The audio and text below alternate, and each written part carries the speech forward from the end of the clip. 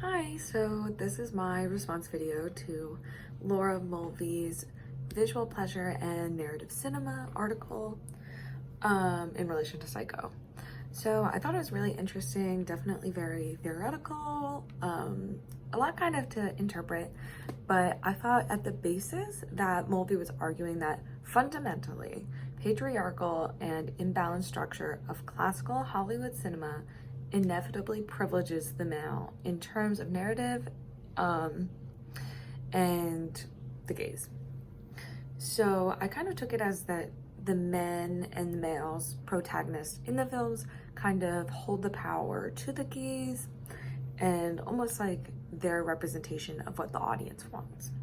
And so I also learned two new kind of bigger vocabulary words. There's definitely a bunch, but two that I felt like they, or what she was really honing in on, which was phallocentrism, a system that depends on the image of the castrated woman. I guess I learned three terms because I didn't know the concept of the castrated woman, to give order and meaning to its world.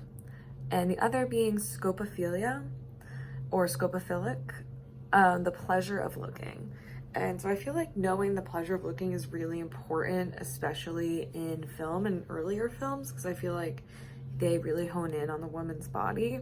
And so in the rest of my response video, I'm kind of just gonna talk about some characters from Psycho that I thought were kind of a representation of the castrated woman and how that kind of affects the viewing experience for how the audience may perceive Norman and react to all of the other scenarios in the movie. During the early to mid 20th century, the audience was normally targeted to be towards men, so most of the gaze was the male gaze placed onto the women during the film, so that the audience that they were targeting would have the best reception to the film. Since this was the case, we have this image of a castrated woman. So a woman normally can be a protagonist and they can ultimately succeed in what they're trying to achieve, but that achievement will always have some form of assistance from a man. If not, that man could be the main character. So a castrated woman is someone that obviously does not have male genitalia, so it's not someone that the targeted audience is going to naturally root for. And so even if we have an emotional connection to that person, that female will inevitably not succeed in the way they would in the modern day.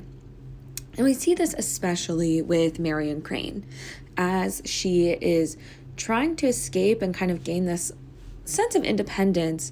We see all these swiping shots of her entire body. So there's a level of eroticism here, but she would never have succeeded since she doesn't have male genitalia. She's not really someone that the audience needs to root for. So she is murdered, and she's kind of murdered by the male gaze.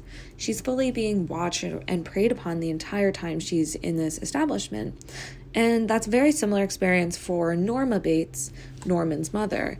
She was also a subject to his gaze and ultimately had to lose her life due to being a castrated female. She was never going to be someone that could transcend that role during this time.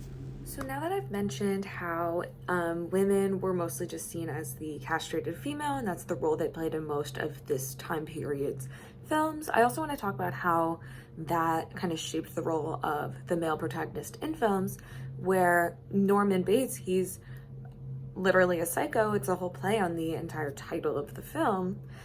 We kind of have sympathy for him. He's kind of, we can tell, mentally ill. He preys on women, but we kind of feel bad.